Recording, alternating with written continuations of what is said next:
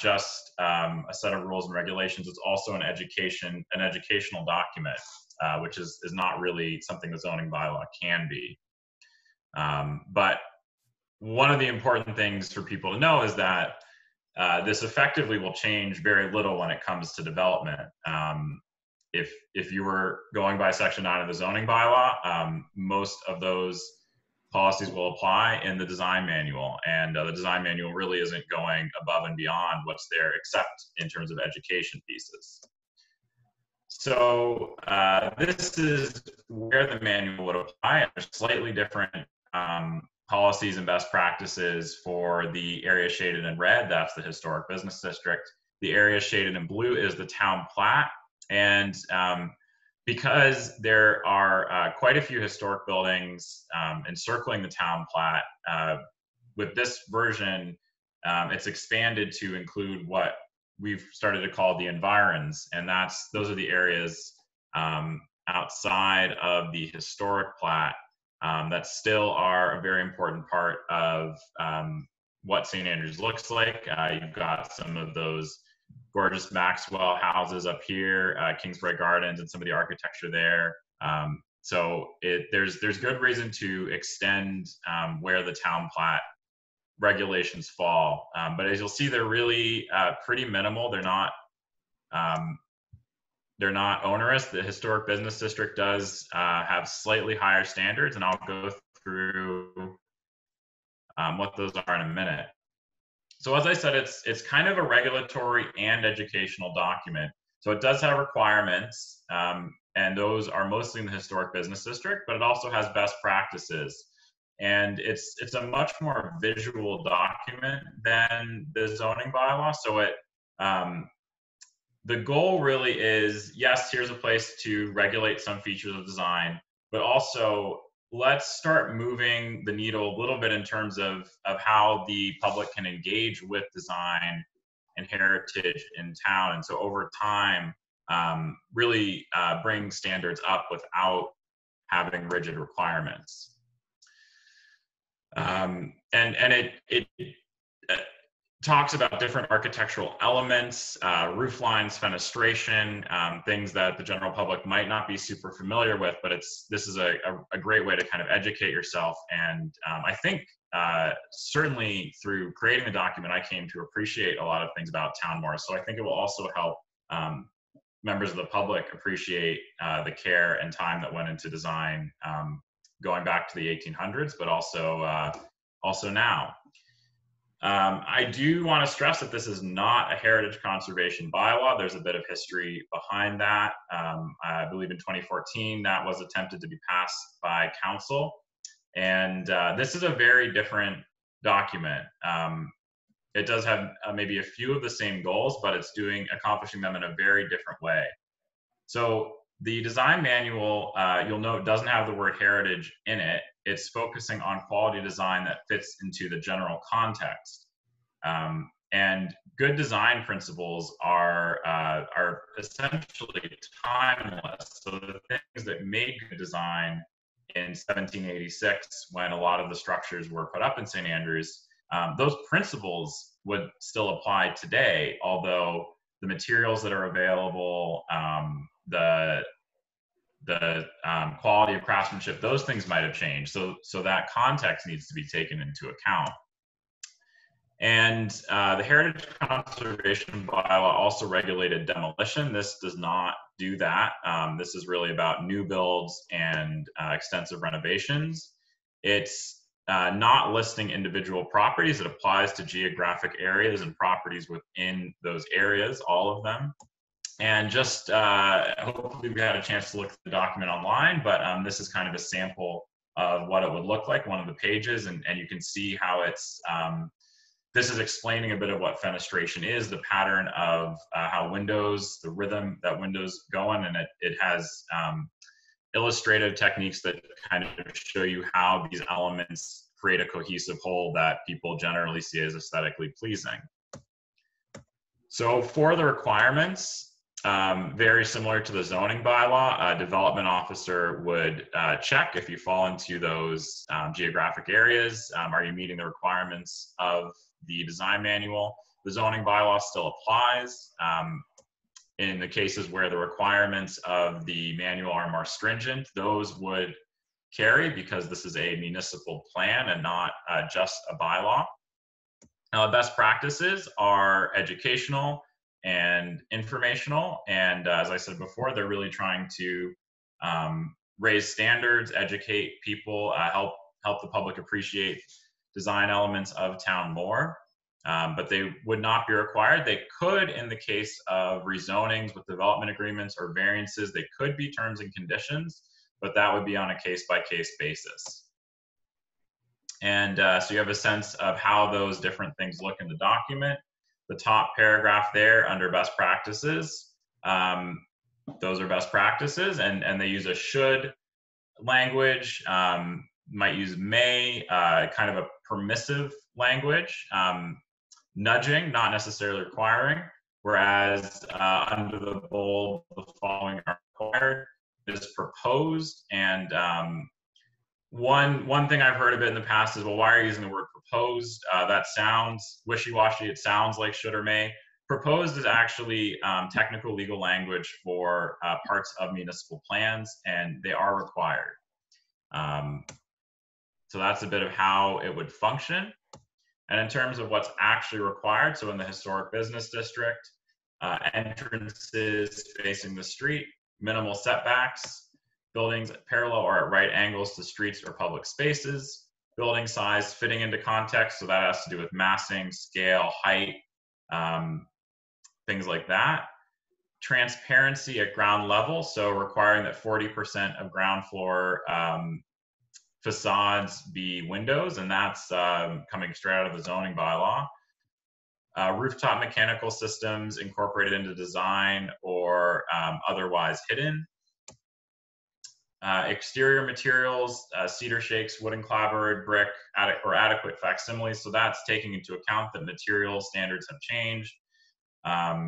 There are very good, high quality, more modern materials that can have the same visual aesthetic of these, but might offer more fireproofing, might hold up better time, be less likely to weather.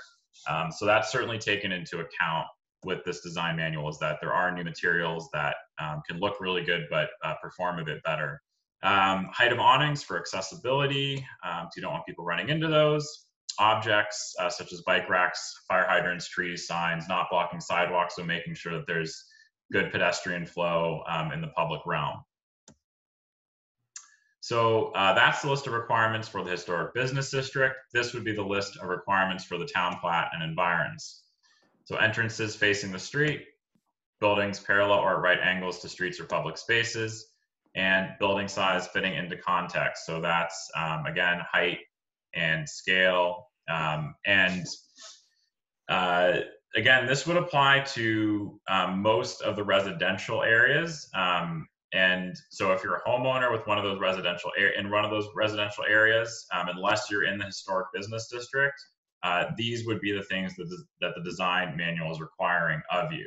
So very minimal requirements. And as we've consulted about this document over the last 4 or 5 months, we've tried really hard to listen to the public, and we have shaped the document off of that feedback. That's kind of why these requirements are so much less stringent than the historic business district, because there is an additional cost to having standards that are as high as the historic business district standards are, and we want to make things easy for people and work with education and best practices, again, to kind of bring standards up. So that's it for the presentation. As we're continuing to do a public process, there's still lots of opportunity for public feedback and opportunity to incorporate those changes. So I'm happy to answer questions and hear comments and take notes. I'm done speaking at this time.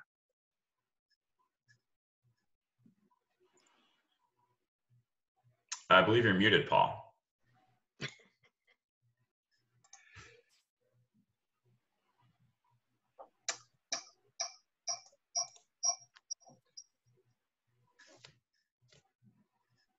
Thanks, Andrew. I am playing with an iPad and a computer, so unfortunately with my computer, its camera's not working, but I will reiterate back to what Xander was saying. You can find the document itself on the Town of St. Andrews website under featured documents, so www.townofstandrews.ca. It's right on our main page, right side. You'll see featured documents, and you'll be able to click and find the document. As well, the document to the secondary municipal plan is currently at first reading. So council will be moving this document forward to second reading, and under the Community Planning Act, we will host another public hearing of objections. So there will be another opportunity for the public to provide feedback on the document. And this we anticipate will be in August of 2020. So at this point, I'm going to open it up. We're going to leave comments and questions open at this point. So as I see right now, currently on Zoom, we have no comments or questions. And currently on Facebook, we have no further comments or questions. At this point, if council would have any discussionary topics with Alexander Gopin, you're more than welcome to, and I will keep track of anything else. If we don't see any questions or comments come back from the public in the next 15 minutes, we'll end the public session and proceed from there. So, Councillor Grew, you have a question? I do. It's for Mr. Gopin. I noticed that the arena is included in the town plat and environs. Is anything in this secondary municipal plan, would it limit our development of the arena or what we're doing there or what we may want to do in the future? It's possible, and I think I haven't made any changes to this document since the last session with council because I think there was no specific instruction, but I think that was a point brought up at the last time we discussed this, and I think it would be, there's a few properties that might be reasonable to remove for those reasons. The arena is actually a historic building in the eyes of the province. It's for its modernist architecture. So given that it's a town-owned building, it would be perfectly reasonable to remove it. I don't, it's possible some of the height limitations could affect it. Okay. So I think it would be effectively a 4-story building, even if it only has 3 stories. And I think with the town plat, it's limited to 3 stories or heights of that.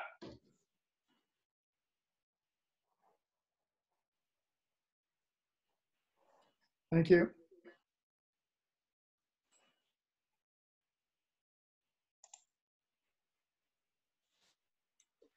Are there any Alex Kurt here.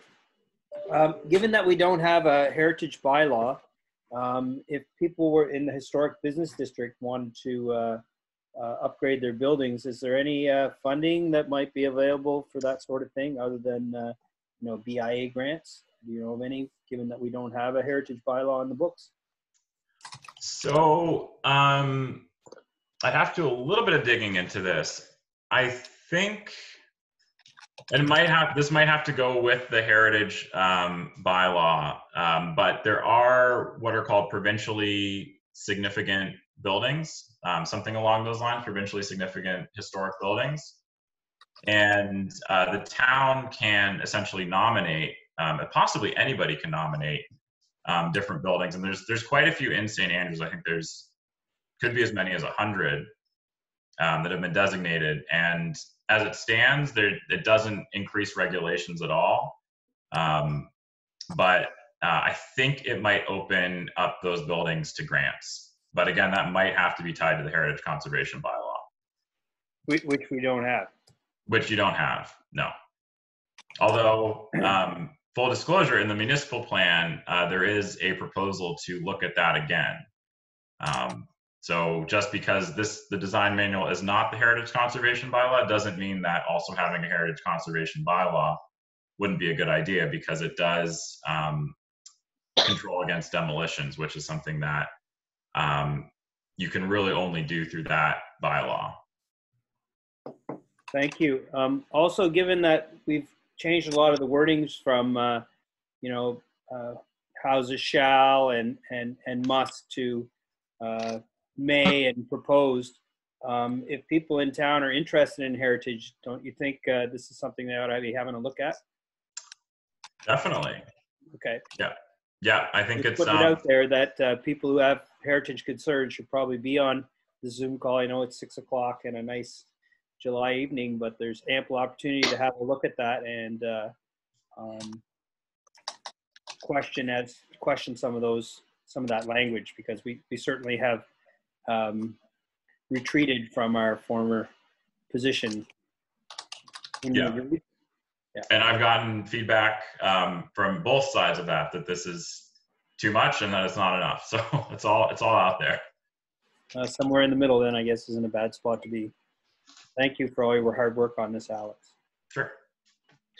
So I'm just going to bring a couple of quick points that have come across. There are more comments than questions.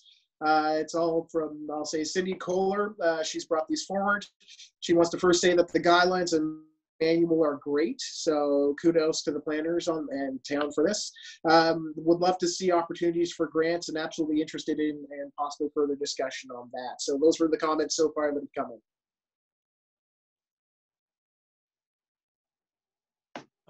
Just on the topic of grants, again, that's another area that the municipal plan does get into.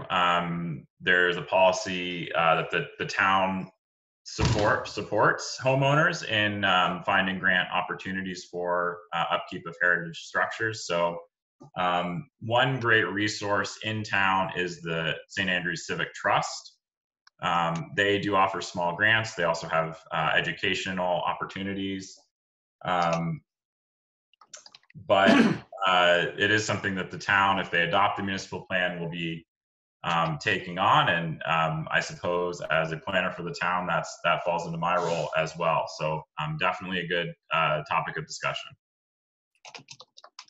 On the subject of grants, I believe, if I'm not mistaken, there are grants already available at the federal and provincial level for designated heritage sites. I don't know if you've done research on that, Xander?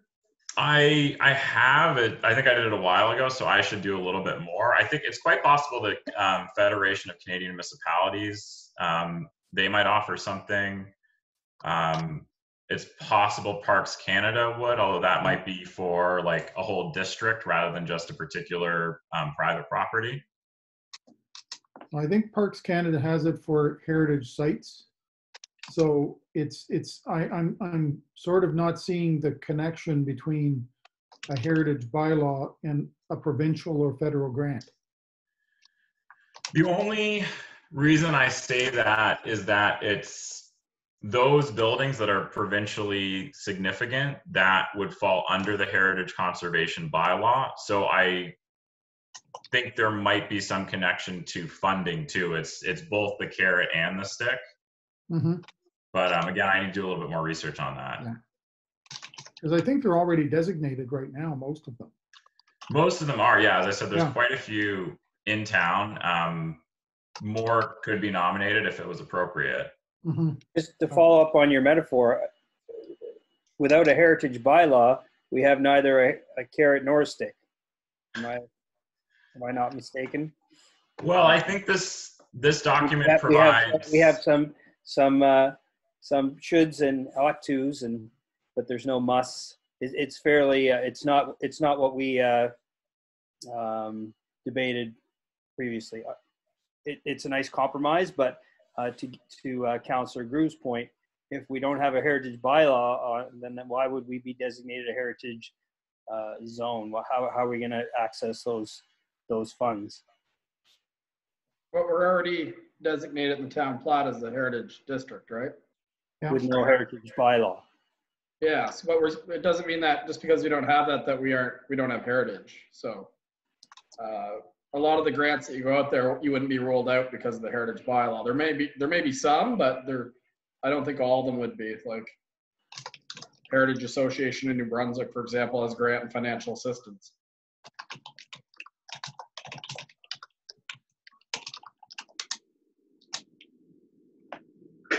So currently, Just no other plugging questions. sour grapes that I thought we ought to have a heritage bylaw and didn't win that vote. So just picking at old wounds, I guess. Could bring it back for first reading right before we leave. Sorry, now I'm picking at wounds. So we've currently received no further questions online. We'll keep it going for another 5 minutes or so, but if we don't receive any further feedback, we'll end the meeting at that point. Council, would you like to discuss any other questions or comments with Alexander Gopin? No, just to thank you, Alexander, for all your hard work. We've been through many presentations and you've done a wonderful job. So I thank you very much. Thank you, Councillor Akaji. I think eventually we'll pass one of these municipal plans and secondary plans and zoning bylaws. We're getting closer. Oh, we're getting closer. Yeah, I think the municipal plan's very close. Made a lot of good progress on the zoning bylaw last week. We're getting closer and closer. And we, well, didn't think that this particular council was going to stick around for this long, but I think that was part of the reason. But thank you, COVID. yeah, Is that what the you're whole saying? world Thanks, went COVID. a little wonky. Just cross One your good thing fingers I've- and hope they don't call an election.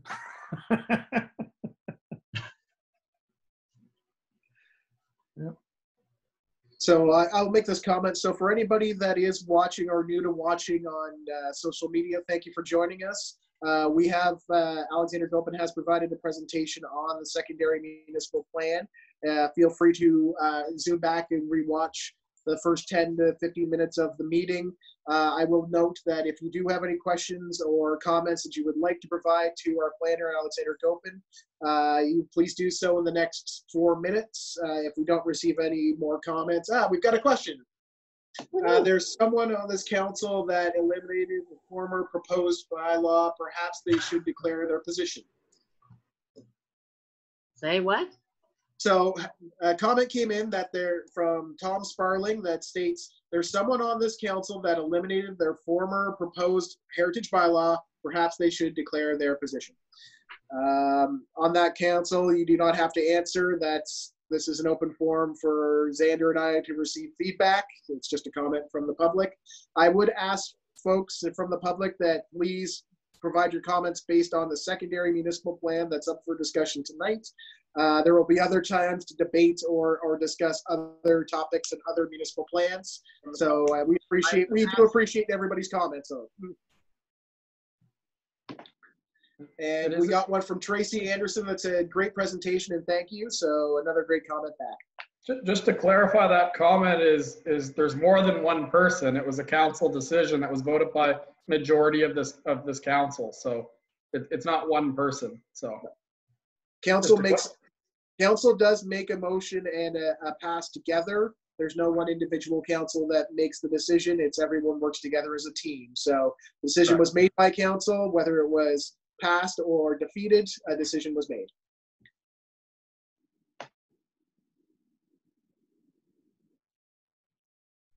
And I'll let council know that almost 20 people have been viewing and watching on and off throughout the meeting. So you are still getting good participation through live social media and the Zoom meeting. So thank you, council, for allowing this to continue.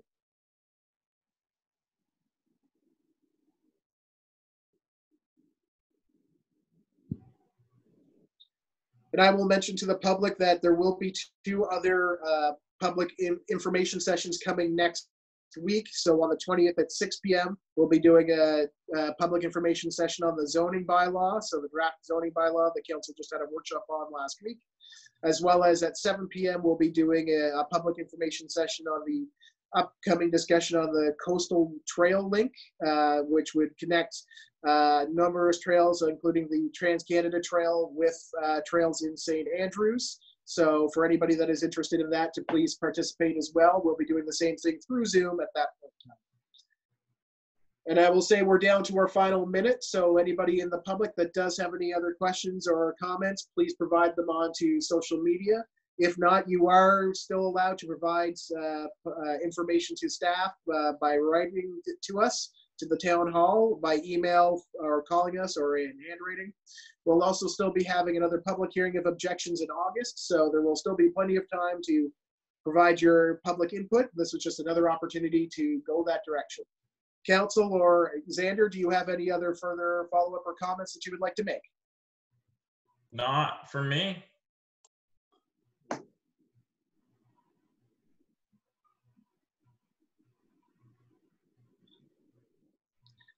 Just leave it for one more minute.